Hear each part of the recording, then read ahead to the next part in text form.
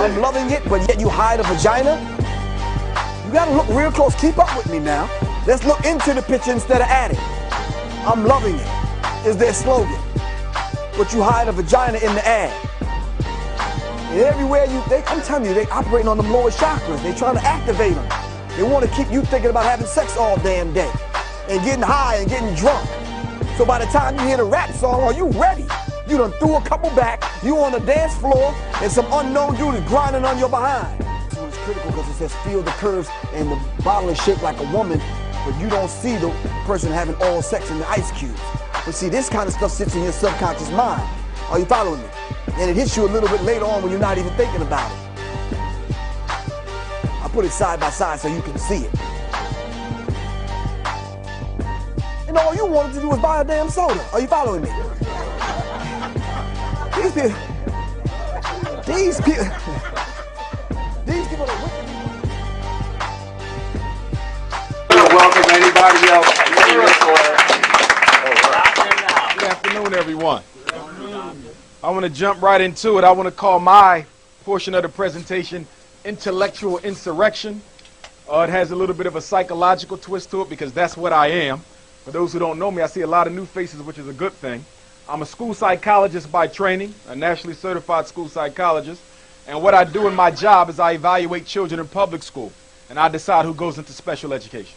Any child who's ever been put in special ed got there because a school psychologist evaluated the child and said that they had one of 12 educational disabilities: mental retardation, autism, emotional disturbance, specific learning disability, deafness with blindness, orthopedic impairment, traumatic brain injury, other health impairment, multiple disabilities, or developmental delay.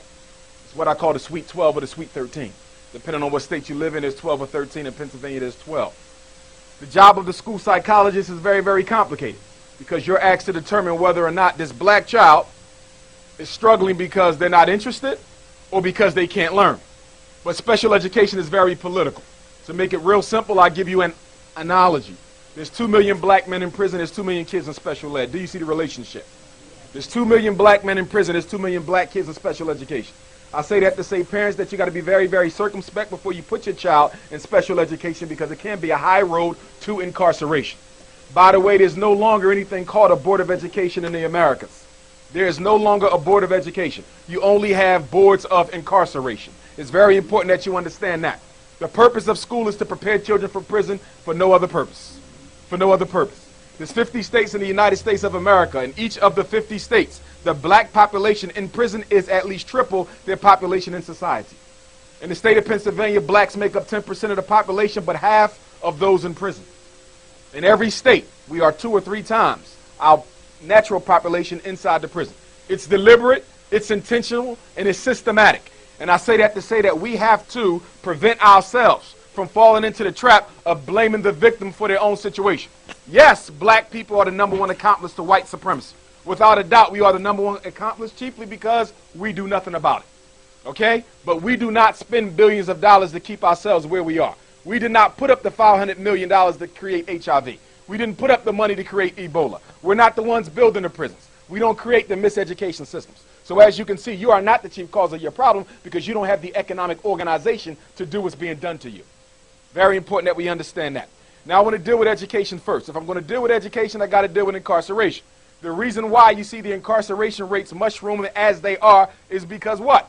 The black man and woman are no longer needed in American society. You were brought here to do what? To work, to labor on behalf of someone else. But now there is a whole group of minorities who are coming into America who are willing to do the job that you did for cheap without no complaints. Your existence in America is very peculiar. It is problematic for white supremacy. Why? Because you actually have a right to be here. You actually have a stake in this country. You built it. So that's very problematic when you want to get rid of a people. So what must you do? To get rid of those people, you have to do what? Find somebody to take their place. America will always need a free and exploitable source of labor. Because they don't want the black man and woman to no longer be the free and exploitable source of labor, they have turned now to the who? The Hispanic. And now the Hispanic is uprooting you and everything you can think of. In fact, in President Obama's last medical higher education bill, he put $2.5 billion aside for historically black colleges and universities. But for the first time in history, that money for black colleges can go to white colleges if they are trying to recruit and retain Hispanics.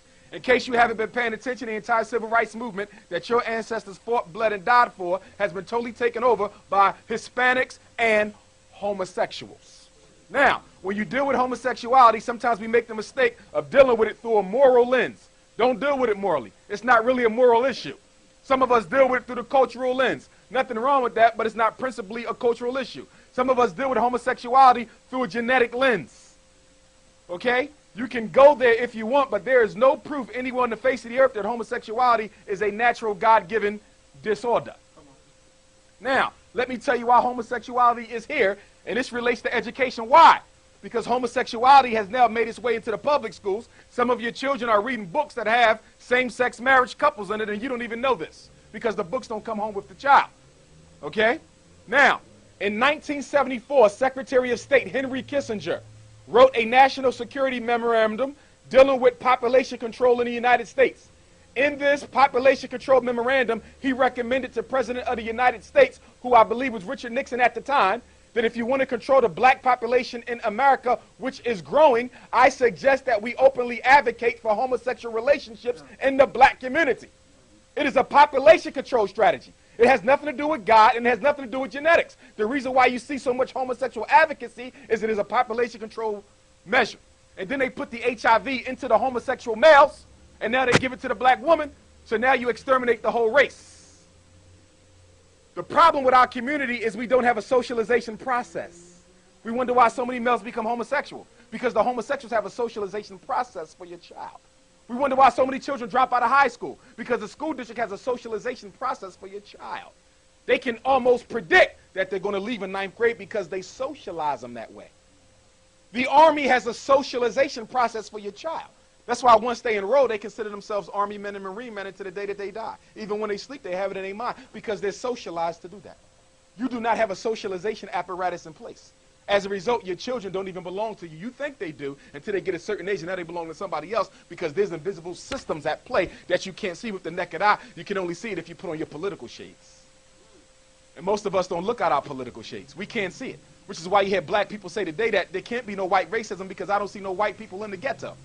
But what you fail to realize is that you do not have to be present if the strength of your system is as developed enough that allows you not to be there. They control the ghetto by remote control.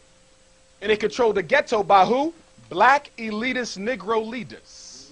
And one of the biggest reasons why black people haven't made more progress is because you keep listening to these leaders who are members of the black elite, whose agenda is the same as your enemy. But you can't see this. An elitist Negro is no different from a European. They have the same values, they have the same interests, and none of them can stand grassroots black people. Which is why any elitist Negro leader that you see, they don't live with you, they don't struggle with you, and they don't like to be seen after dark anywhere around you. They simply tell you what to do. In fact, as Attorney Alton Maddox in New York said it best, he said that there are no Negro leaders in America, there are only Negro brokers.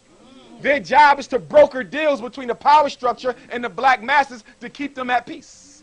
If you don't believe me, look at any revolt that almost turned into any kind of an organized struggle.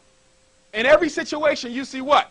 A Negro leader being sent in by the power structure, not to organize your issue and present it in the right way, but to silence you altogether. Watch them.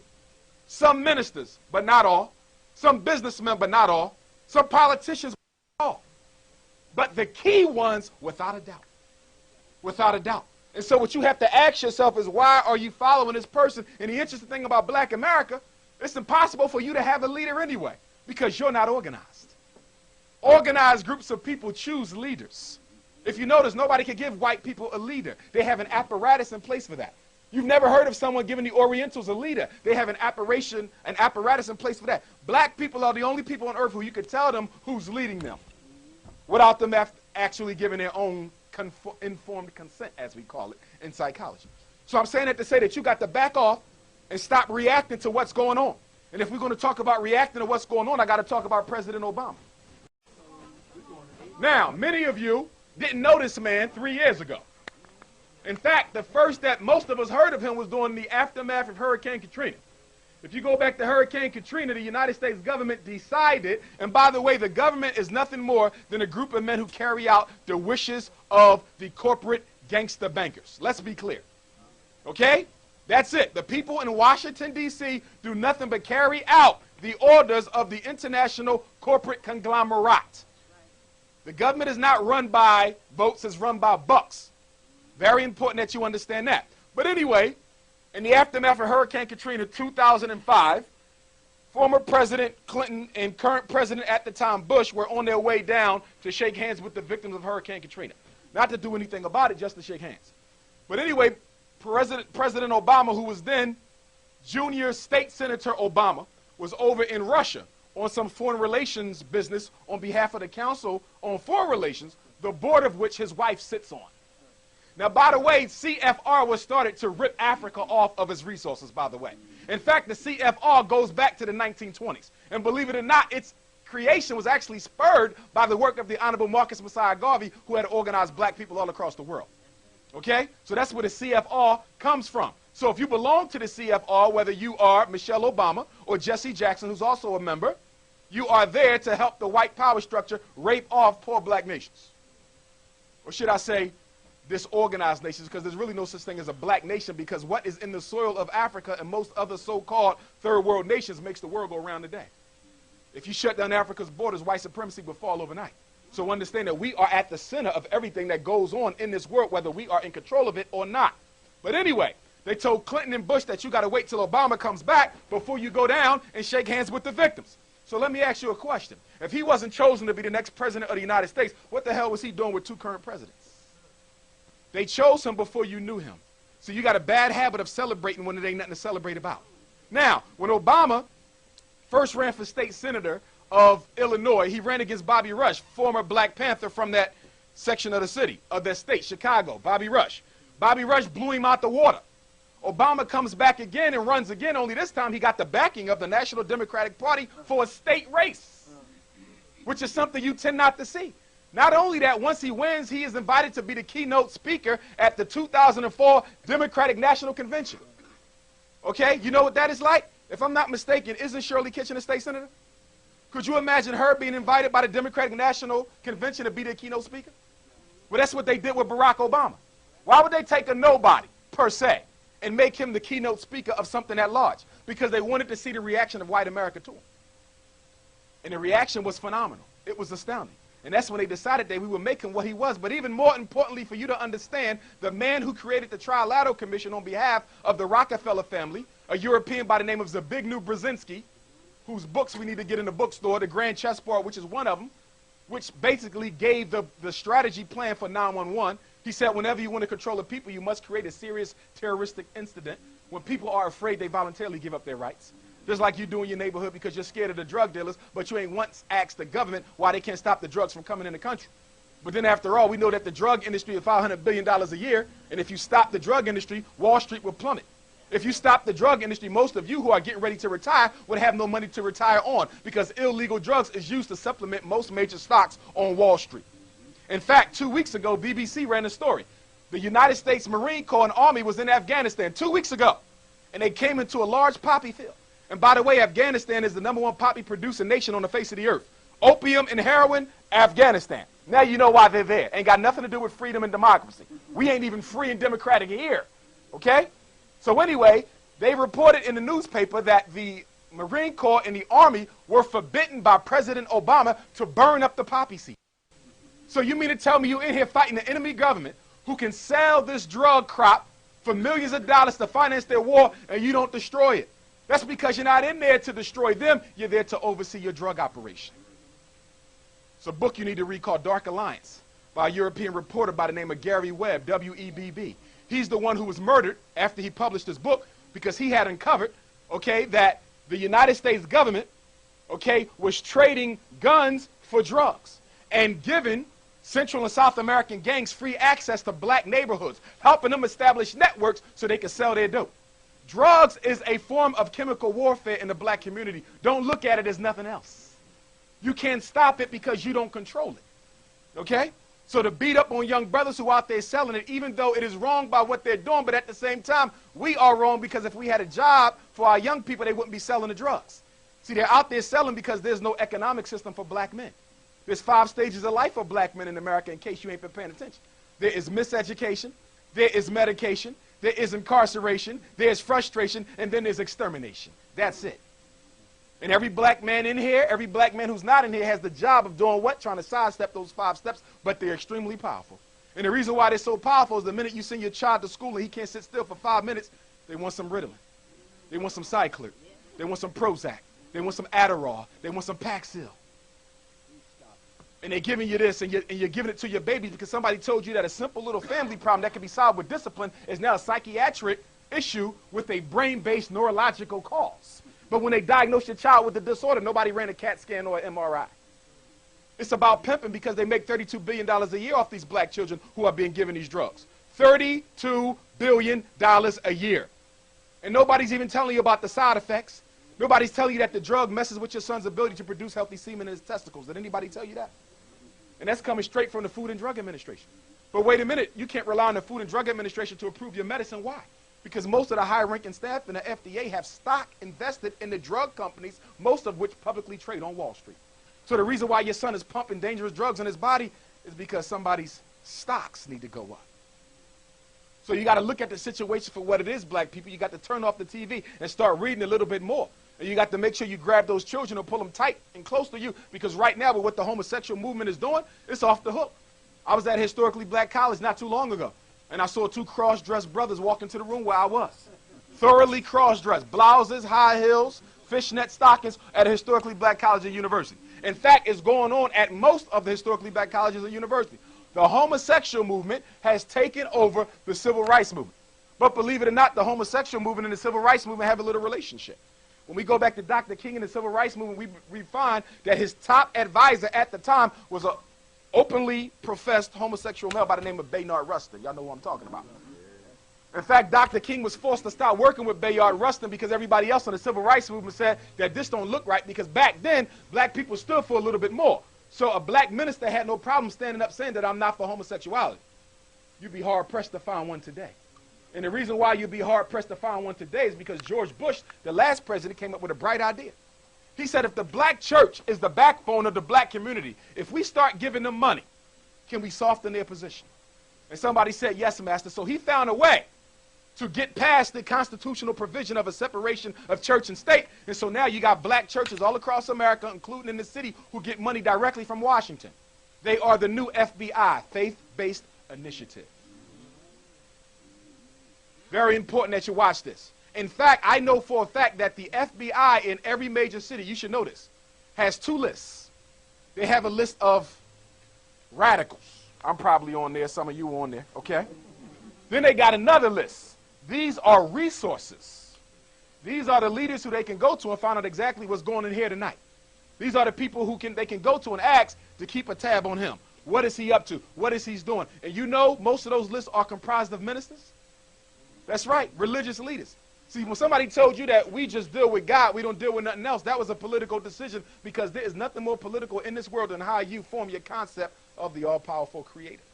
In fact, the white Jesus concept, okay, is a phenomenon that you only find in the black community, in that we are the only race of people who will voluntarily worship our creator in an image of somebody else's creation. You can't find it. You go to the Orient, Jesus looks like them. You go to the Middle East, Jesus looks like them. You go to white countries, Jesus look like them. But when you go to certain Roman Catholic cathedrals, Jesus look like us. Like if you go to the Vatican, if you go to the Catholic Cathedral in Poland, in Spain, in Ireland, most of them have black Madonnas and child to this day in the main cathedral. But the reason why there's a white image of a white Jesus in your church is because the mind works by symbols.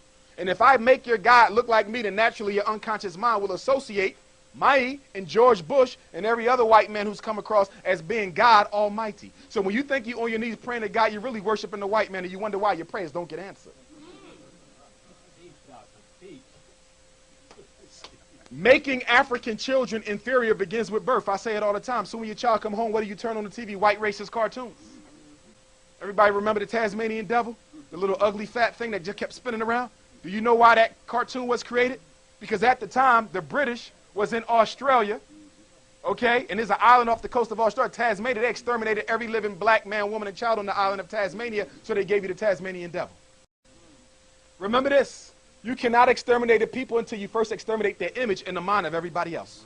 Look at Hitler in Nazi Germany. Before he could attack the Jews, he had to do what? First have a propaganda campaign that made the Jews worthless in the eyes of everybody else. And that's what we fail to realize. It is only after you have been made a demon in the eyes of everybody else can you then be exterminated. But the interesting thing about Nazi Germany is that there was a population of 50,000 Africans who lived there and went through the same hell, and you don't find them memorialized at no Holocaust conference. Why you don't see no pictures of black people at a Holocaust conference? In fact, do you know that there was a group of black soldiers called the Liberators who liberated the European Jews from some of the worst concentration camps that there are? And to this day in Germany, European Jews have an annual celebration celebrating the black soldiers who saved them from Hitler. One thing you got to understand about movies and motion pictures is there's nothing entertaining about it. It's all political. Do you know that there is an office, a committee in the United States Congress that must approve every movie that comes across the movie theater? Why you think you never seen a real movie on the Nat Turner insurrection? Why you think you never seen a real movie on the Garvey movement? Why you think you never seen a real movie on the slave trade? It's not allowed. Why? Because images can wake you up just like they was used to put you to sleep. And that's why when you see black movie producers, if you notice, they're not allowed to do any serious movies either. Or they keep showing you the same hood movie time and time again. Right now, we got a popular comedy out in the movies right now. A bunch of black men acting like fools over the death of their father. And to you, you think it has no image. But when a white person goes to the movie and they watch that, what do you think goes across their mind? They believe that this is what you are. I remember when I was at Millersville University, white boy smacked a black girl in her behind. He was joking around. When he got sent to the dean's office, the dean asked him, why did you do that? He said, I thought that's what they like because that's all I see on television. Images rule the world. Images rule the world. I can sit up here and tell you Jesus is black all day, but if we put a million pictures of a white Christ up here, that's exactly what your brain is going to grab onto because the brain is the creature of repetition. And that's why you got to make sure you do not raise your black children to believe that they have a choice as to whether or not they want to be a man or a woman. Tell them it ain't no choices in this house. You got to stand for something because some of us are confused. The civil rights people got you thinking that you are being a hypocrite of the civil rights movement if you do not stand for diversity in sexual behavior. I got an email the other day. Somebody wanted me to come and speak and facilitate a discussion on sexual diversity. There was gays, lesbians, transgendered, transsexual, metrosexual. Every type of sex was out there. Half of them I never heard of before. Okay? So you got to be careful. You got men out there taking hormones, becoming women. You got women out there taking hormones, becoming men. I know because at my graduate program, we had a class on diversity. They didn't talk about race. You know what they talked about? Homosexuality and lesbians. They've taken over the whole movement. And I'm saying that to say this. You got to stop trying to blend your struggle in with everybody else. Black people got a bad habit of trying to hold hands with every other person on earth who got some color in their skin. And what you fail to realize is all these other people who got color in their skin don't care anything about you. You're quick, the Native Americans. I'm half Indian. So the hell what? I bet you they won't claim you.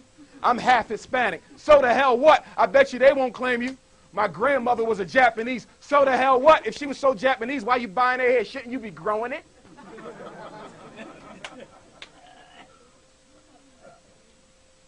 Understand this. If a white person found out that his grandfather was black, you would never know. If a Japanese found out that his grandmother was black, you would never know. But let a black person find out that they got anything of anybody else in them and you walk into their house and their whole house is the flag of that other race, even though they want nothing to do with it. I know because when I was in college, I had some friends of mine who had a little bit of this and a little bit of that, and you walk into their room and you would think they was 100% Turkish or 100% Irish or 100% Russian. Don't look nothing like them. You look like poor Negro to me, but you want to be something else. But anyway, here's the issue with Obama, and this is the one piece that you got to grab your mind around. And I don't know why I keep seeing Barack Obama's face on posters with Dr. King and Malcolm X, and most disrespectfully, the Honorable Marcus Messiah Garvey, who would probably spit in the man's face. Yes. Okay? And that's why people who do art, if we got any artists in here, you got to be a conscious artist. Okay? You got to stop making pictures that are big lies. Okay? Garvey facing Obama, that's a lie. King on the shirt with Obama, that's a lie. Why is it a lie? Because Dr. King was for reparations, read his speeches. Obama is against it. Dr. King is for civil rights and affirmative action. Obama is against it. Not only is Obama against that, he also said that he's not even interested in an apology for slavery. Barack Obama, your president. But guess what? It's our fault. Because everybody who voted for President Obama, we are the only group 40 million strong and shrinking, 40 million strong who did not meet with the man before you pledged your vote. You got a bad habit of doing that. You want to know why the Hispanics got a Supreme Court justice out of Obama? Because they met with him first. You know why the homosexuals are getting everything that they want? Because they met with him first. The police met with him first. The unions met with him first. You didn't meet with him. You said his father was African. I said, well, he never knew him, but we don't care. He's half black. Let's vote. Somebody manipulated your consciousness and you ran out and voted for the man. And I'm not saying you did anything wrong because you know you don't choose the president any damn way. The Electoral College chooses the president of the United States. See, that night that Barack Obama won, I was looking at the popular vote ticker. And on the popular vote ticker, he only beat McCain by 3 million votes. You know what that means? He only beat him by one small state. And that's why you wonder why he gets so much hate mail. People say, well, wait a minute, how do you get so much hate mail? He won in a landslide. No, he won the Electoral College vote in a landslide. The people he won by one state. But here's my issue. You ain't going to catch hell under Obama. You're going to catch more hell when he's no longer in office. Let me tell you why. You have went on record, us, the Negro people, have went on record as saying what? No matter what that man does not do for me, he can ignore me, he can ignore police brutality, he can ignore miseducation, he can ignore the over-incarceration of black men, and he's still my man. So let me ask you a question. 8 years from now when Obama is no longer president of the United States, and Jim Brown the cracker is in the White House, and you go send the man with the perm up there, what's his name? You send Al Sharpton up there to go and debate for you. You know what that new president going to tell you? Get out my damn face. You just had a Negro in office for 8 years and let him do whatever he wanted to. You never hold him accountable one time. So how you think you're just going to start holding white presidents accountable, but the black presidents get to ignore you? I'll never do another thing for you for the rest of my life.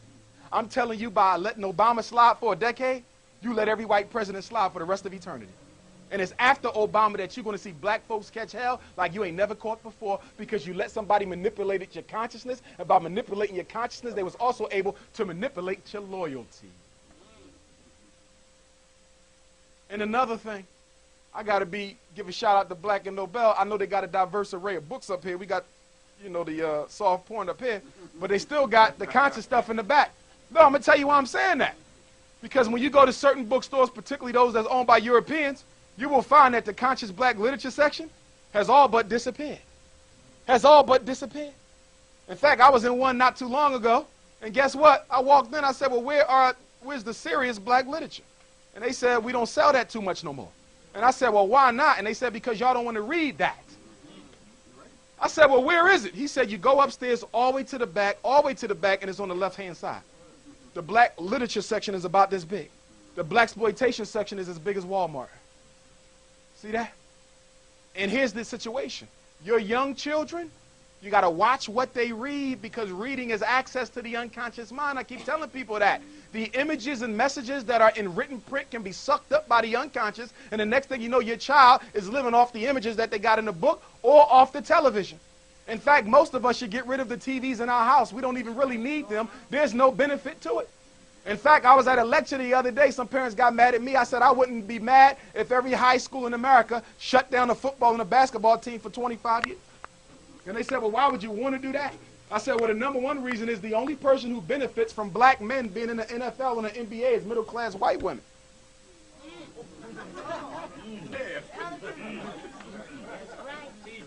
Am I wrong? And then they said, well, why is it that somebody said, well, the reason why the black men like the white women is they just happen to be the ones who are there. I said, that's a damn lie, because when they was growing up dead, broken, poor in the neighborhood, there was nothing but black women around them then, but they didn't grab one of them sisters. But you know why? Because the NBA has a socialization process for the athletes. I know, because I know some athletes in the NFL and the NBA, they tell me, do you know soon when you sign your contract, there's a mandatory private orientation? They tell you who to hang with, where you better not go back to. They dissuade you from going back into your neighborhood to help out. They dissuade you from being around certain types of black women. They literally are told you don't want to date a woman who got twists in her hair. It's bad for your public relations career. It's bad for endorsements. They are socialized to marry outside their race. But you know what's so sad about it? If they got broke today or tomorrow, now one of them women will be standing next to them. When I was an undergrad, I did a research study on interracial relationships. And you know what I found? 95% of the relationships between black and white are poor white women and rich black men. You see that? So my question to you is really simple. If it's all about love, if it's about love, why haven't we never found a rich white woman married to a poor black man? If it's all about love. You see that? And another thing, black folks, we got to make sure that we do not allow somebody to make us feel like we are being a bad human being by criticizing certain types of behaviors that are not in the best interest of African people. It ain't nothing personal. I ain't got nothing personal against Charles Barkley and Sidney Poitier.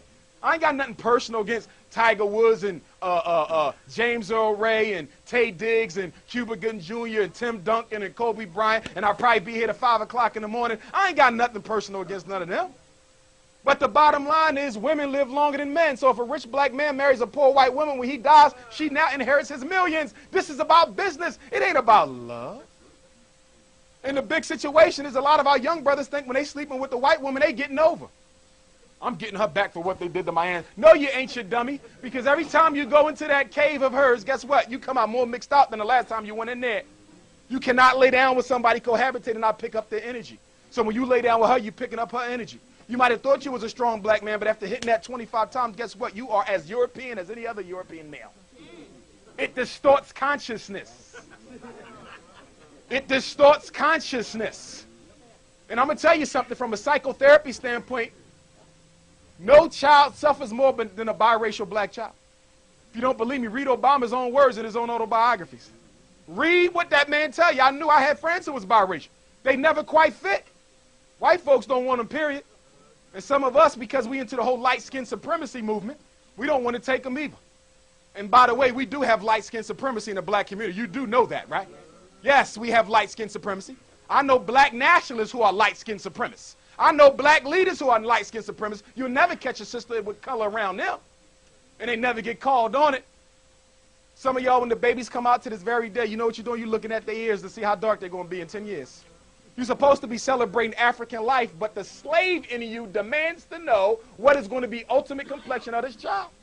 Some of you tell your kids don't bring anything home darker than a certain complexion. And just like you got light skin supremacy, you got black skin supremacy. I know some brothers and sisters, they blue, black, purple, and anything lighter than them is inferior to them. That's right. So the light-skinned kids get beat up and picked on in some places, and then the dark-skinned kids get beat up and picked on in other places. And what I'm saying is we got to realize none of us are responsible for how we got here, no matter how dark or how light. See, when you judge black people, you don't judge black people based on skin color. You judge every black person by 5 things, whether it's me, whether it's the leaders on TV, whether it's the person sitting next to you, whether it's your schoolmate. You judge them based on consciousness, courage, commitment, consistency, and creativity. Consciousness, courage, commitment, consistency, and creativity. For example, my black scholars who are working at the white colleges, but they love Africa so much, but all their kids go to white private schools, y'all know who I'm talking about. Y'all know who I'm talking about because y'all bring them to Philly 4, 5, 6, 7 times a year and never asking no serious questions. Live in white neighborhoods, kids go to white schools, but they in love with you. Yeah, the hell right.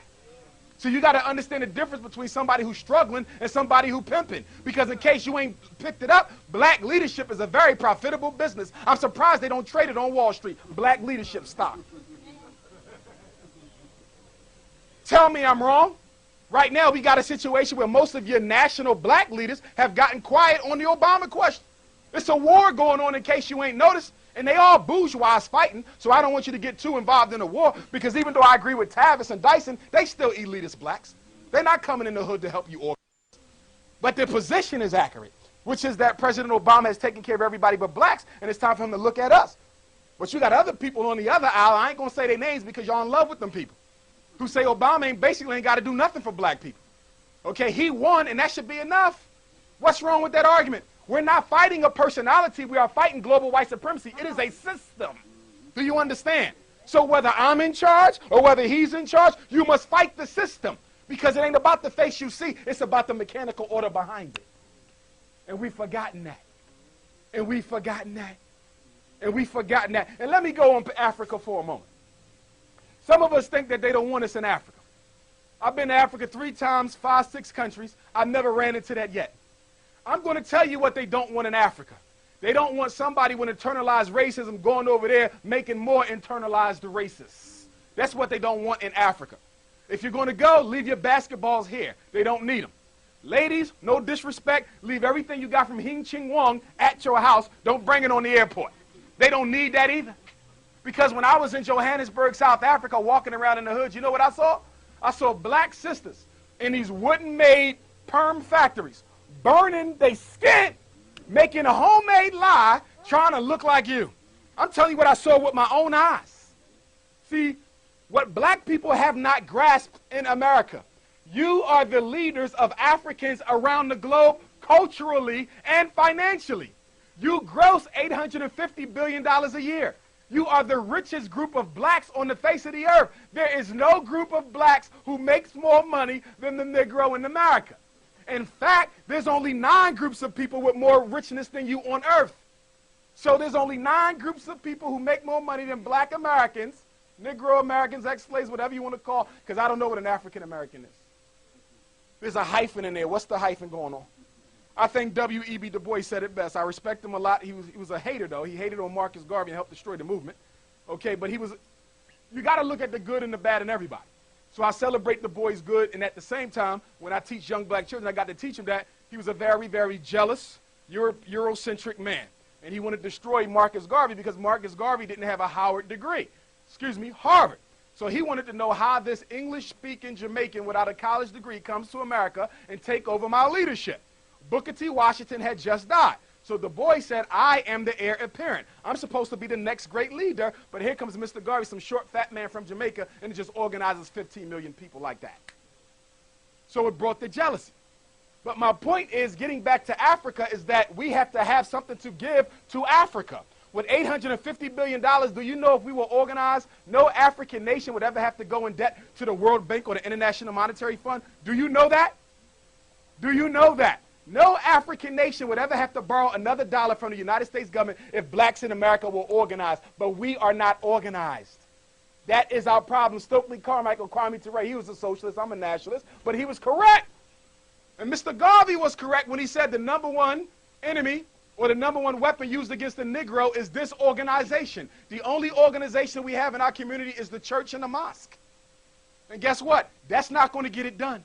And the reason why it's not going to get it done, because the Orthodox Christian and the Orthodox Muslim are more alike than they are separate, because neither one of them wants anything to do with black consciousness. And I can say that because I was raised Muslim and I challenge any Muslim on that. Orthodox. We don't want nothing to do with it. Islam is for everybody. You're right. Islam is for everybody, but the last time I checked, when you make Hajj and you go to the Middle East, they call you Abd and Kafir like they do every other black man. Long beard or not. Don't let religion confuse you to your race. African people are the only people who are asked every day, are you loyal to who you are or are you loyal to what you believe?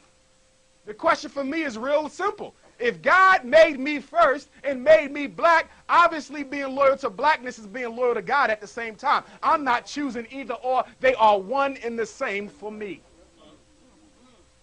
And that's where we mess up. And that's where we mess up. Remember, anything you drop into a self-hating people will be used for self-hate. And if you don't give them anything, they will make up stuff. North Philly versus West Philly. William Penn versus Ben Franklin. But wait a minute. Y'all don't do no damn homework, and they don't do no damn homework. So how the name you want to fight in the name of the school? That's what Negroes do. That's what we do. And then we got a situation where all of our young people are self-medicating on marijuana. But ain't nobody telling them that they spraying the drugs that they bring to the hood. They spraying them.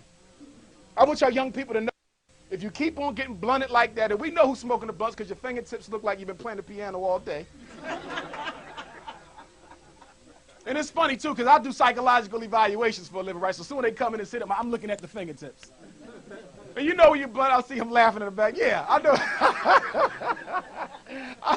I know when you blunt it, because when you blunt it, you move in slow motion all day, okay?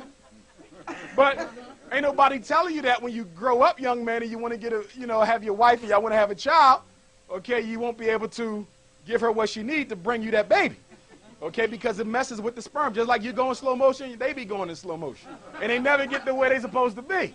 So you got to slow that down. Now, speaking of spraying chemicals, let's talk about HIV for a moment. It's the #1 killer of black women 18 to 38. Now, right now, the United States government, the official's line is that AIDS was created. Listen to me now. This is official. This is from the government. AIDS was created because a monkey in Africa, Congo, had sex with a woman. If you don't believe me, look it up. Type in the origin of AIDS according to the U.S. government. They said that the monkey had the virus and gave it to a woman. They said, we're not going to say that the woman cohabitated with the monkey, but somehow the virus jumped from the monkey to the woman. Then Ebola came out, and Ebola worse than AIDS because you know Ebola liquefies your internal organs. They literally turn into liquid, and they start oozing out of every edifice in your body. Guess what? Ebola comes from the Congo too, another type of monkey. Okay? Now I got a question for you. Why the Congo? The Congo is the richest piece of real estate on the face of the earth. Do you know that there's more diamonds, gold, coltan, oil, you name it, in the Congo than any other nation on the face of the earth? In fact, we all got a cell phone right now, laptop at home, car outside, which you probably wouldn't have if it wasn't for a mineral called coltan. Cobalt and titanium, they bring them together, it makes coltan. You cannot have an electromagnetic communication device without it. The reason why the monkey had to come from the Congo is so you would never think about going to the Congo so nobody sees what the hell they doing over there. Do you know that they're actually fomenting the wars that's going on between the gangs? Arming this one, arming that one, giving them pennies while they run away with all the minerals. Why do you think they assassinated Patrice Lumumba back then, who in my opinion was the strongest of all the Pan-Africanists, okay? Because Lumumba said, you ain't going to steal from our country no more. If you want it, you're going to pay for it. So the CIA director, Allen Dulles, Eisenhower, and the rest of them got with the government of Belgium and said, you know what? Get him out of here. They took that brother, two of his comrades, and sliced their body up into little teeny pieces and put them in acid, and the only thing that survived was the teeth and a piece of his skull. And a couple years ago on BBC News, they did an interview with some of the Belgian officers who were there during the assassination of Patrice Lumumba, and one of the officers reached into his pocket, pulled out a napkin, and guess what he unrolled? He still had Patrice Lumumba's teeth. Ain't never did a day of jail in time, and he was laughing about it. Look at what they do to us, and then they laugh about it. But at the same time, young men, don't be so quick to run out there and fight because we good for that. I had one brother say, well, you know what, why don't we just start bombing cop cars? You silly Negro. First of all, they can see everything you do. And by the way, in case you don't know about the Telecommunications Act, every text message, every voice message, every email message, every phone message goes into a central repository. It is never destroyed or deleted ever. Okay? Did everybody hear me? There is no privacy in America. That was one of the first things they undone, and the latest Telecommunications Act came under President Bill Clinton. He did that. There is no privacy anymore. You are already being screened. You got, I don't want nobody in my business. Your business, hell, it's their business. You don't have no business. What business? Chicken wings, shrimp egg foo young? What business do you own? Because you ain't got a supermarket. You ain't got a private school. You ain't got an airplane or a submarine. By the way, Bob Johnson, who sold B.E.T. to Viacom for $2 billion, actually wanted to start the first black international airplane business because he saw how much money black people spend in the travel industry. And you know what they said? They said, nigga, here go a basketball. You better get out my face and give him the Charlotte Bobcats. That's right. That's right. Bill Cosby been trying to get a major network since the beginning of time. And I take issues with Bill, don't get me wrong. Okay? Don't get me wrong. But at the same time, he was a black man who was trying to buy a major network. They sent him somewhere else. See, there's certain industries that are not open to black folks unless they organize. How is it that Michael Jordan is the first former NBA player to become a majority owner of an NBA team? And the NFL still ain't had a black owner yet. See, what we fail to realize, my brothers who like running with the Eagles flags in your car, when you run around with that Eagles flag, you don't even know that you're supporting white supremacy. See, the Philadelphia Eagles is a corporation. The Philadelphia Phillies is a corporation. They buy, they trade, they sell, they exploit internationally. It's a white corporation.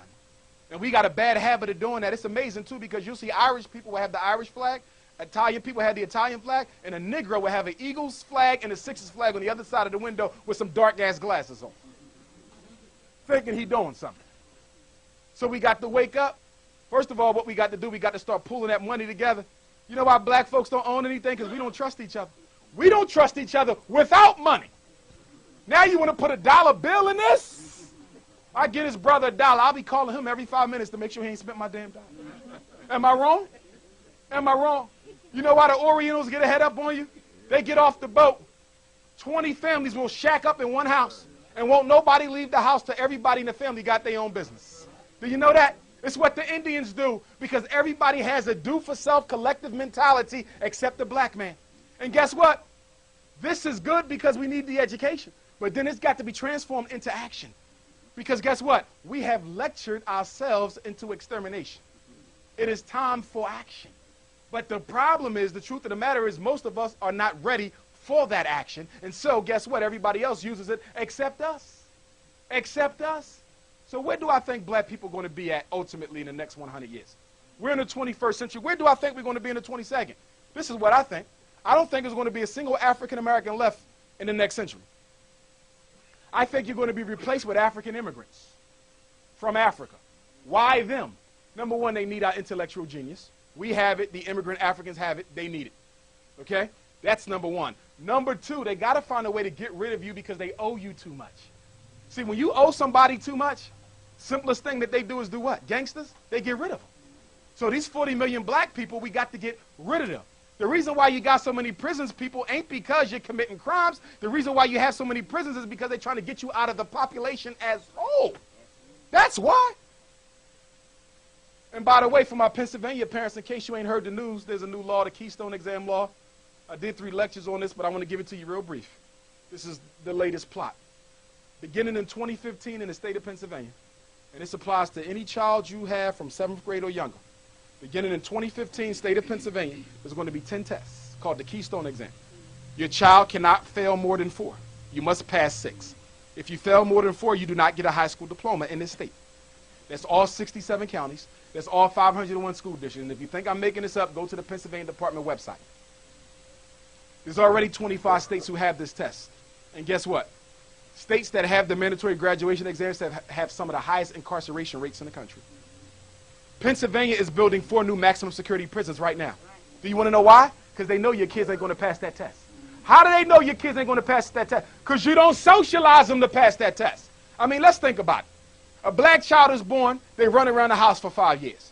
They go to kindergarten, might know how to spell the first 2 letters of their name. But by the time they get to the 5th grade, they can't even read, but they got Xbox, all the latest sneakers, all the latest Christmas gifts at home. You are your child's problem, not the teacher. And you hearing this from a psychologist. I argue with parents. I don't care. I'm going to say, let me tell you something. Your son should have knew how to write his name before he got to my test. If you know your son can't read, why you ain't working with him at home, parents? If you know your daughter can't do math, why you ain't working with her at home? Do you know that if they don't get that high school diploma, they're going to get a certificate of completion, and they will be shut out of any life activity whatsoever? They won't even be able to go into the military, even though I don't think no black child should be going into the military because they're the first to die. They put them right on the front line. We was about 70% of the ground troops in the Iraq war back in the 90s. Furthermore, being a black person in the military is damn near being like a black person in the FBI, the CIA. By the way, do you know that it was undercover snipers from the U.S. Army that shot Dr. King? And it was the Ku Klux Klan who told them where Dr. King was. So believe it or not, the white secret hate groups worked with the government. Remember, it was the U.S. government that told Lucky Luciano, as long as he could get these drugs in the hood, we'll pardon you, you'll get out of jail early. Okay? So they all work together. White supremacy is white supremacy. Illegal and legal. The bottom line is they got one goal in mind, the extermination of all African people, period, at least in America. At least in America, but they're working on Africa because even though there's 800 million people in Africa at the rate of AIDS, they said that there might not be a black person on the continent by 2052. That's your lifetime. Could you imagine going to Africa with no black people? That's what they're trying to do because even though you hate Africa, they love Africa. They love it. They're always there. When I was on an airplane in Nigeria, I thought I was on my way to Tokyo. The whole airplane was Oriental. And you know what they're doing in Nigeria? They are buying up the industry just like they do right outside your house. In Nigeria, they own all the chicken farms. They own all the turkey farms. They own half the fast food restaurants. Nigeria and certain states in Nigeria look just like North Philly. And guess what? When they go to Africa, they catch malaria, but they still keep on coming back. See that? You got aliens coming and taking over your native land because you don't want nothing to do with it. Talking about you ain't left nothing in Africa. The worst thing you can do is cut yourself off from your life vein. Because as Africa goes, you go. The reason why you get disrespected in America is because the black man in Africa gets no respect. Do you really think that you can set yourself up as a nation apart? In fact, that's what the Hispanics are doing. Because remember, up until 1970, there was no such thing as a Hispanic. There was Africans who spoke Spanish and Africans who spoke English. But because they knew that the Africans who spoke Spanish, many of them didn't want to accept the fact that they were African, they gave them a name for themselves and called it Hispanic. So when they talk about the Hispanics about to surpass the blacks, you got to ask, what is the definition of it? Because a lot of the people you're talking about are blacker than me and my mother. You understand? They are using names and titles to separate people. Now, Haiti. Let's talk about this Haiti nonsense. Hugo Chavez, the president of Venezuela, on CNN, a few days after the hurricane, said that the United States Army Corps of Engineers was testing atomic weapons on the ocean floor by Haiti. And it was the atomic weapons that caused the earthquake, not nothing natural. You want to know why Hugo Chavez knows that? The earthquake wasn't even meant for Haiti. It was meant for Venezuela. But they missed the mark. And if you notice, it's been 3 or 4 other Central American nations been hit because they can't quite get it right, but they're doing it to smash him. Oh, they did hit him? Okay, so they did hit him. I didn't even know that. You see this? He has perfected the art of using nature against you. And you know what's so suave about it? You never know for sure whether it was nature or him. That's what he did in Hurricane Katrina, which was so sad. I was down there last summer. Okay, they ain't fixed nothing up in the 9th Ward. Half the black people wasn't allowed to go back home. But the rich white folks was allowed to come in and rebuild. Do you want to know why they moved everybody out of the 9th Ward? Why did they flush the brothers and sisters out? Because a few weeks prior, you know how they do the oil taps? They found oil under the projects. Yes! They found oil under the ground with all these poor black people, and they said, how are we going to let them get out of here and not know we got this? Somebody said, wash their asses out. And that's exactly what they did. For oil, good people. For oil. And last week, what President Obama said, he's going to give the okay to start doing off-draw oiling again. Okay? Everything is political. Everything is connected. Stop giving your enemy the benefit of the doubt. And one thing we got to agree to disagree on is this. Whatever your relationship with Europeans is your business. But when it comes to the business of organizing African people, what we do is none of their damn business. Some of y'all ain't realized that yet. You're the only people who will tell your intimate business to other people. Okay? Take a Korean businessman and another Korean businessman. They may respect each other as Koreans, but when it comes to selling sneakers to your kids, they're not going to tell where he getting his price from and where he getting his price from. Black folks got to do the same thing. We don't believe in racial hatred. That's not who we are. But I don't have to be an integrated fool not to believe in racial hatred. And some of y'all, your religious views have clouded your mind so much that you can't even come to an all-black meeting without feeling like you're sinning against God. And I told you to tell me when it's 15 minutes left. Anyway, don't be hitting me in the back, Tyson. Anyway, I'm going to wrap this up. And I'm going to wrap it up with this. I'm a Pan-African. I come in the tradition of the Honorable Marcus Messiah Garvey, greatest black leader of the 20th century, only black leader to ever organize 15 million Africans. He organized more Africans than every organization you can think of put together since the end of slavery. Not only did he do that, he gave us the red, black, and green flag. He laid down a strategic map work that led to the freedom of all of the African world. Kwame Nkrumah, who led Ghana to independence in 1957, and he has a black star on that flag, said that if every book he read, including the Communist Manifesto and Du Bois's work, and remember Du Bois lived his last years in Ghana, he said the most significant and impactful book that he ever read was The Philosophy and Opinions of the Honorable Marcus Messiah Garvey. I got any copies in here? Handle that.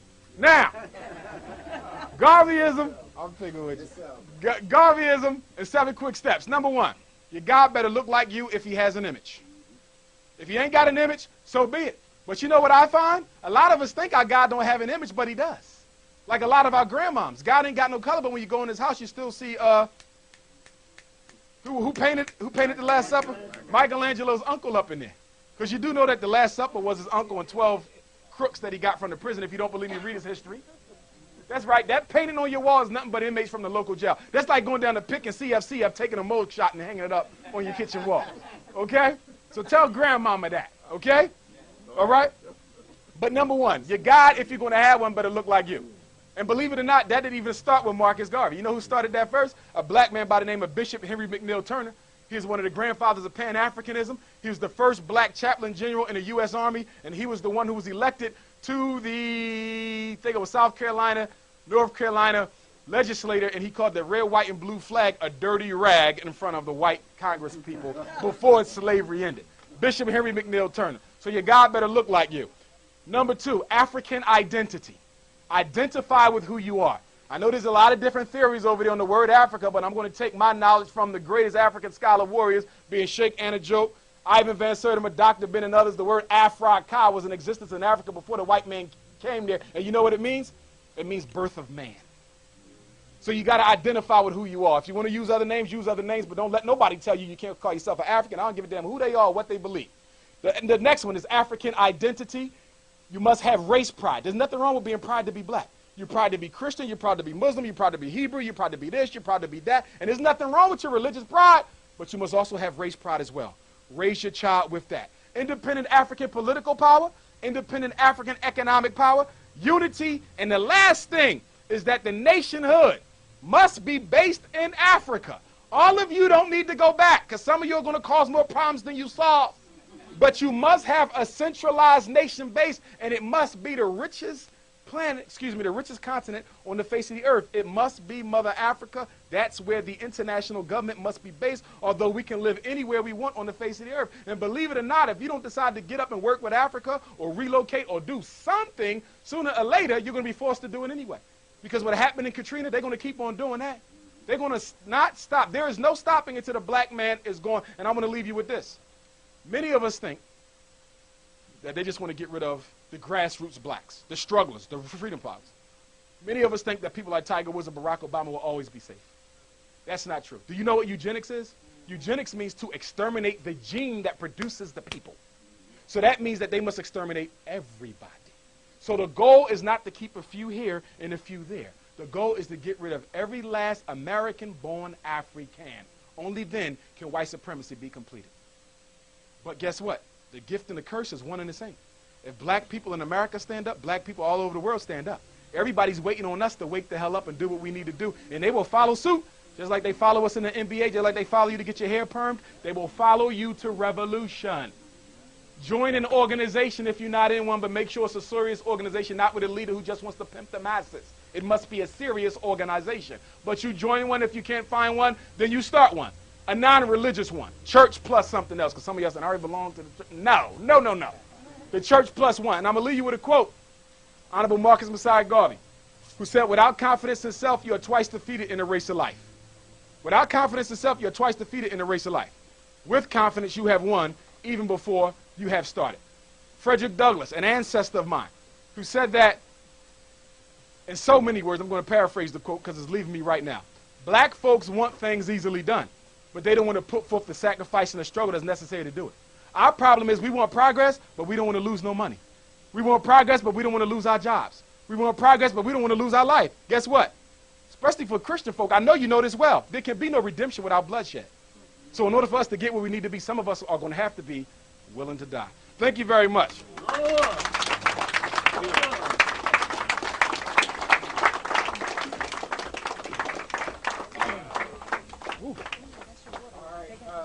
going to give him a couple minutes to, going to give him a few minutes to calm down, but I'm not going to take it off because he said so many things.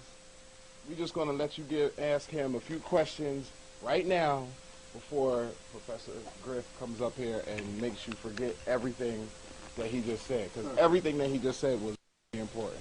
So if you have any questions for the brother now, especially pertaining to your kids in education, ask you now, please. Yes, sir.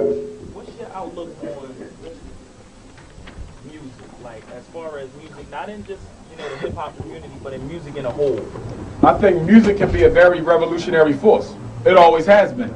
When you look at any great revolutionary movement, there was music to go with it, whether it was an African movement or a non-African movement. But just like music can wake you up, music can also put you to sleep.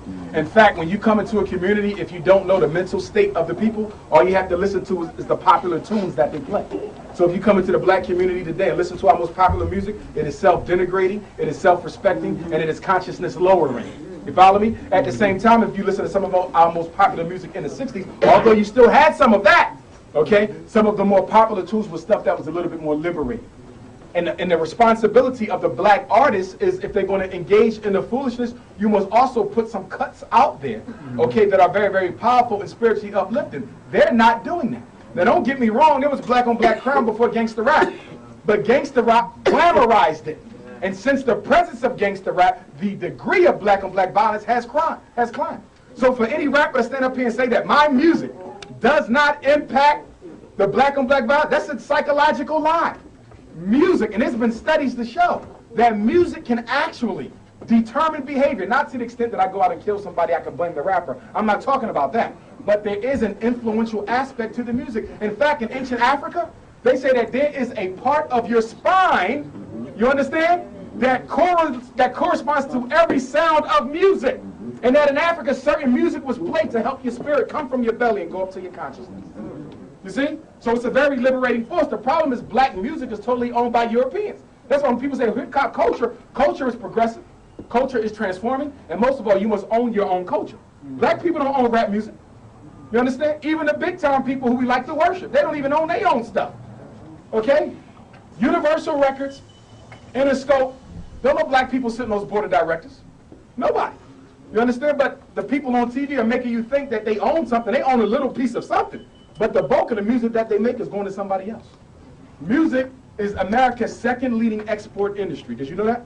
America makes more money off there's only one other product, and I forget what that was, that America makes more money off than music. Music is America's second leading import industry. If we control just what we made, we'd be trillionaires by now. You follow me? But we got to go back to the way black musicians used to operate, which was sell their own product. See, if you're in music, even if you're in publishing, you got to make a decision. I want to get famous and keep a little bit of what I make, or I don't get famous and keep everything of what I make. Do you understand?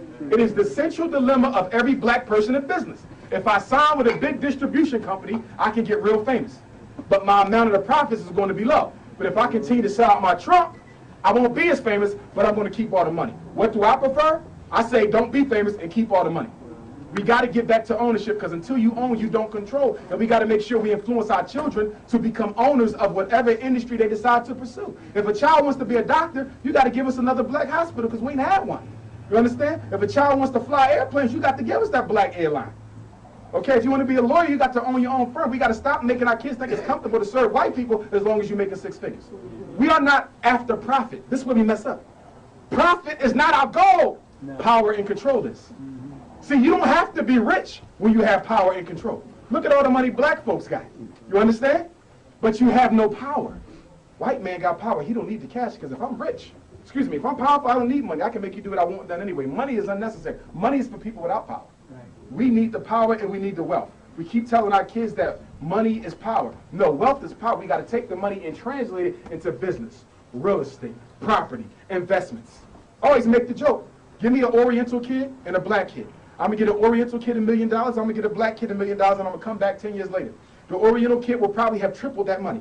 He will own businesses, international conglomerates. You know what? That black kid will have about 4 or 5 trucks with some old rusty-ass rims on them, a whole bunch of old played-out sweatsuits, old chains and sneakers. Y'all know what I'm talking about. You see that? All we want to do is spend money. See, one thing in this, and I'm going to leave on this, well, unless there's another question. The goal of slavery was to make the slave a willing accomplice in its own extermination. The goal of slavery is to make the slave a willing accomplice in his own extermination. If I can get you to play a role in your own extermination, I don't have to be in your neighborhood. If I can get you to play a role in your own extermination, I don't even have to be in a prison with you. I don't have to be in the corner store. I know what you are thinking. As Dr. Carter G. Woodson said, who was a Garveyite, he said what? With a slave, if you control a man's thinking, you ain't got to tell him to go to the back door. he'll go on his own. It's the socialization. It's the conditioning. And if he goes back there, if it ain't no dogged brother, he'll knock one down and make one himself. It is the power of mind control. Slavery, post-traumatic slave disorder, is nothing but controlling a man's mind. And this is what I say to my revolutionary brothers. Some of them think they're revolutionary, but they're not. Okay? This is what I got to tell them. Before we can do anything else, we got to have a mental revolution first. Do y'all understand? People want to go out there and fight with guns. People want to go out there and let's go build this. We can't. You want to know why? Because the two biggest enemies in the black community is what? Jealousy and envy. I don't give a damn how many books you read. Until we stop being jealous and envious of one another, we ain't going to get nowhere. How many times have y'all been in meetings with a bunch of other young black folks and somebody destroyed the whole damn thing? Jealousy and envy. Even when you study our history, you see some of the greatest black men we ever had were destroyed by other great black men because of jealousy and envy. And the problem with jealousy and envy is this. If this man has the secret that can liberate all black people, but I'm jealous of him, my jealousness is selfish. You know why? Because I will kill him knowing he may have been the one to free all y'all. So if I'm killing him, do I really care about y'all? Hell no, I care about myself and my ego. So us black men, before we come together as men and get done what we need to get done, you got to kill the envy and the jealousy. And that's why I respect Dr. King and Malcolm so much, because for the first time, two serious black leaders, other than Frederick Douglass and Martin Delany, was able to come together, agree to disagree, and King and Malcolm was actually going to join forces. Dr.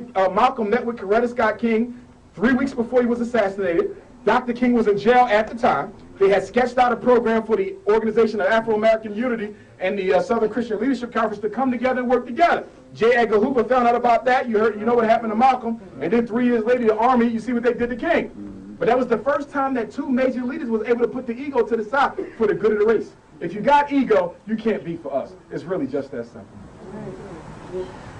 Anybody else? Yes, sir. Yes, I'm into like the conscious rap thing. I write the music. I mean, you know what I mean? I write the lyrics and I listen to all that kind of stuff. How many years from now do you think it would take to like get? If you remember like the late 80s and early 90s when it was on the mainstream with the conscious rap, Public Enemy, Poor Righteous Teachers, the like. How many years from now do you think like you get it, not just back to that, but it could be a movement where we can just, you know what I'm saying? Right. When conscious artists such as yourself and other brothers decide that we're not going to let the major music labels co-opt our music. That's what happened. You follow me? The conscious rap movement never had to end if we didn't decide to start doing business with the majors. You see that? If you keep it in the neighborhood, you can distribute on your own. See, the principal problem with black people is this. Whether it's music, clothing, books, we do not have a distribution network. Do you understand? So whatever you want to sell, you got to strike a deal with a European. And they're going to charge you so much money that they're going to make all the money and you're only going to get a few pennies, even though it was your mind power that went into the invention. I don't care if you make shampoo, food, cocoa butter, music, you understand? Whatever you do, if you cannot distribute it internationally, you are at a standstill. And until black folks decide to invest the millions of dollars necessary to create an international distribution conglomerate, we'll never get anywhere. And that's the issue I take with the rappers. Because they have enough money where they can create the international distribution network. You know why they don't do it? Jealousy, envy, and they're afraid that if it don't work, they stand to lose millions. What they fail to realize, you're losing millions now because you're only getting 75 cents off each album. Hell, you're damn near being flipped. That's why we have Black and Nobel. And that's why we got Black and Nobel distribution. Black manufacturers, black distributors, black buyers, black consumers, like Mr. Garvey said. But keep it local. Keep it local. Don't go that route. That's the way you got to do it. Yes, ma'am. Oh, Chris, what's going on? All right. I want to ask a question about the children in school. Okay. What do you think about this truancy thing when it comes to our children? If they spend 3 days out of school, if they spend parent support. Okay, let me tell you about this. First of all, the reason why the kids don't go to school, because they're not wanted. There's nothing for them there. And the school is nothing but a prison without the beds. Okay? There's no such thing as a black dropout rate. There's only a black push-out rate. In case you don't know, if a child has been absent for a certain amount of time, after a certain grade, you can just drop them off the roll, no questions asked. Okay? And as far as this thing about locking up the parents, that's coming from State Senator Anthony Hardy Williams, who's running for governor of the state.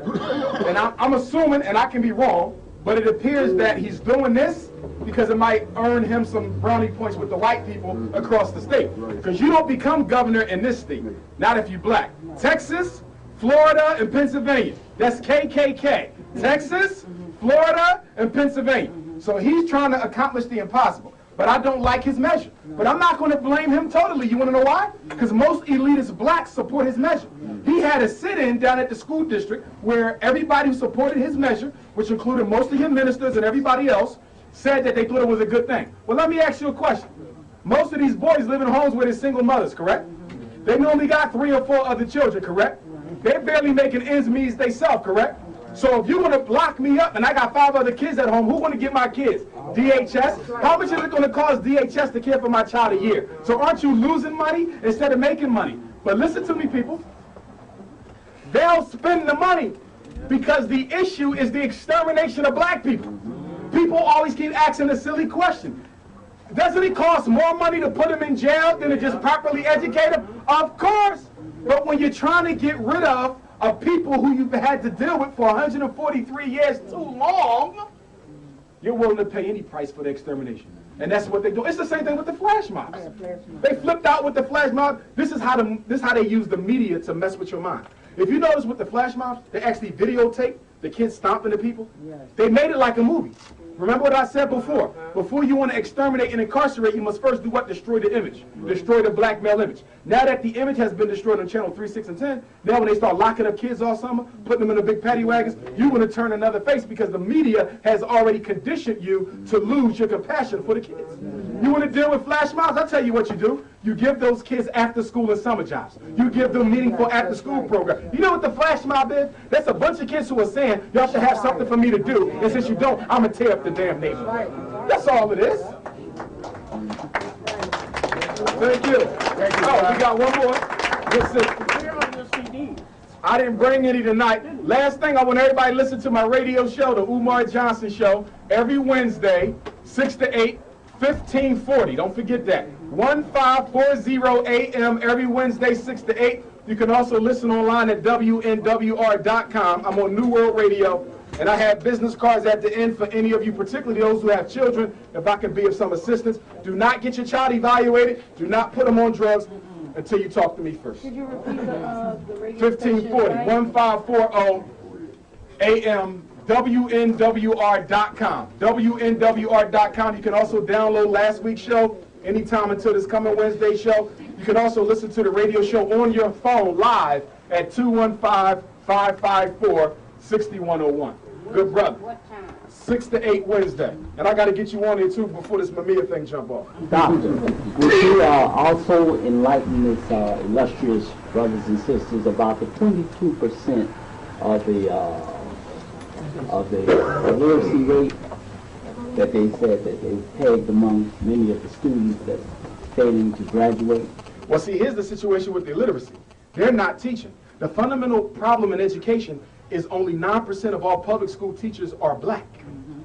91% of public school teachers are white.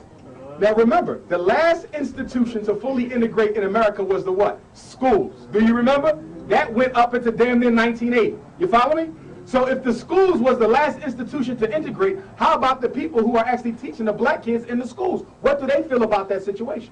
See, a lot of the white teachers who teach black kids would rather be in the suburban districts, but there's not enough jobs there. They are forced to be here. And another problem I got with public education, too many people who do not want to teach, who are not teachers by training, are only there to get a paycheck. It's the only job where you're guaranteed to make some money if you're a lawyer and you can't get a job with one of the major law firms. You go and get an emergency cert and you teach. I ain't got a problem with emergency certs if you're there for the kids, but if you're only there to make sure you're keeping food on the table at your suburban household, I got a big issue with that. And the biggest issue is this: the white teacher union. The American Federation of Teachers, the Philadelphia Federation of Teachers, the National Education Association, both of which opposed integration back in the 60s, by the way, okay, are the biggest stiflers of educational innovation. Because anytime you say, look, I want the teachers to only get a raise if their kids are learning. If you want to link teacher pay to student performance, the unions are against it. The unions are against anything that makes white teachers accountable to black children, which is why black teachers got to start their own unions. They got to stop being a defunctory group of the white unions. Black principals got to start their own unions. You cannot do anything with them. You must have your own, or you'll never be able to improve education for your own children. When the union go on strike and I see the black teachers out there screaming, what are you out here for? You should have a whole separate agenda. And the union never has nothing on their list of demands that has anything to do with improving the quality of education for the kids. There's too many people at 440 North Broad Street who have six-figure salaries who don't do a damn thing. There's too many people down at City Hall who got six-figure salaries who don't do a damn thing. If we shook all the jobs that don't need to be there, we would have enough money for all these kids to be taught appropriately. We would also have enough money for them to be hired at a job at the school and during the summer all year long. That's the bottom line situation. But we also got to put responsibility on our churches. There's a church on every other corner. There should be a tutoring program on every other corner. And for the mega churches, they should have their own school. I'm not talking about a Christian academy. Okay, I'm talking about a school where you teach your kids regardless of what their religion is, because as Mr. Garvey said, this is supposed to be about race first. Not Muslim first, not Christian first, not Moor first, not Hebrew first, race first. We are all one people. You stand on that. The problem is we keep running into cliques. Put the cliques down and stand up as one race and do what you got to get done. We can fight in private, but we can't be fighting in public. Wow. But the situation is put those labels down, because the labels ain't why you suffer. They don't put you into little groups when they stop you on the corner. They don't put you into the middle class or the low class, the Christian or the Muslim. All they see is Negro. Go to jail. I have one question I wanted to do. That last one. Do that last one. This will be the last one. Right, because we got a little treat for y'all before we get grip up. So. Okay. Oh, I'm sorry. No, I just had one question I wanted to ask. What percentage of, especially young males, young black males, that start to reject the whole process of the negative information that they're being bombarded with in the school system, do that on purpose just to keep from going insane? Well, it ain't the negative information. It's the negative treatment that they receive. See, you got to remember, soon when a black boy gets into kindergarten, he starts to realize that he's not treated like everybody else, even the black girls. He knows something different is going on, but he don't know what to call it. And then when he comes home, his mother and father say, well, it's all your fault. You need to just act right. He's like, damn, it really ain't me. Something else is going on here. So from the time that they start education, they get turned off because education becomes painful. And all human beings, everybody in this room is motivated to do what? Avoid pain and grab pleasure. So if I'm going to keep coming to school and I'm going to keep getting ridiculed, and we know, by the way, that teachers pay more attention to the kids in the class who look more like their own kids at home. So that means the darkest black boy is always in the back. And I think it should be against the law to put a boy's desk up against the wall and he don't even face the rest of the class. You know what I'm talking about? But this is what they do in the schools. So they get criminalized at the age of 5. So if I'm criminalized at the age of 5, and by the time I get to 4th grade, when most of our kids tend to check out anyway, with most of them dropping out in the 9th, I already feel criminal. And then the school uniform is the prison uniform anyway. You follow me? So by the time I get to 9th grade, I have been so marginalized, demonized, and criminalized, I really don't see a problem walking from the school to the prison. After all, they look like the same thing.